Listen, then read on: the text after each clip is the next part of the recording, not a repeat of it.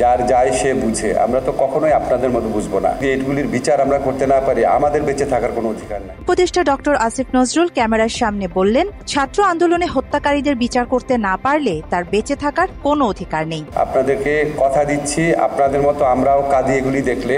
মানে বাংলাদেশের বুকে যেরকম একজন সীমার এরকম জন্ম নিয়েছিল, এইভাবে নিজের দেশের মানুষেরকে হত্যা করতে পারে।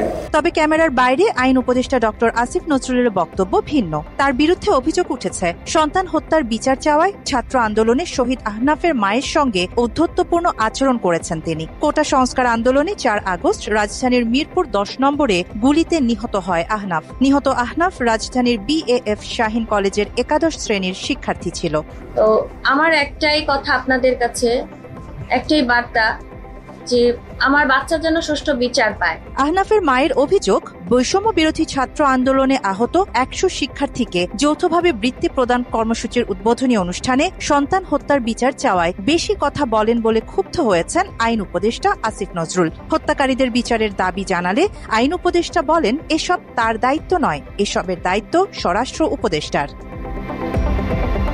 এদিকে বৈষম্য বিরোধী ছাত্র আন্দোলনকে বিএনপি জামায়াতের আন্দোলন বলা যাত্রাবাড়ী গণহত্যার অন্যতম নায়ক র‍্যাব ১০-এর ফরিদ উদ্দিনের বিরুদ্ধে কোনো ব্যবস্থা না নিয়ে তাকে র‍্যাব হেডকোয়ার্টারের ইনভেস্টিগেশন উইং এর CO হিসেবে পদায়ন করা হয়েছে। কোনো সাধারণ শিক্ষার্থী নাই এখানে, সমস্ত সরকার বিরোধী লোকজন এখানে এসছে রাস্তায়। এরা বিএনপি জামাতের লোকজন। মাত্র ৩০% টাকায় জমির মালিক হয়ে নতুন বাংলাদেশের গড়ে তোলার স্বপ্ন দেখা বাংলা বসতি। হত্যাকারীদের বিচার চাওয়ায় শহীদ শিক্ষার্থী আহনাফের মায়ের সঙ্গে ঔদ্ধত্যপূর্ণ আচরণ এবং দোষীদের বিরুদ্ধে ব্যবস্থা না নিয়ে পদায়ন করায় ক্ষুব্ধ সাধারণ জনগণ।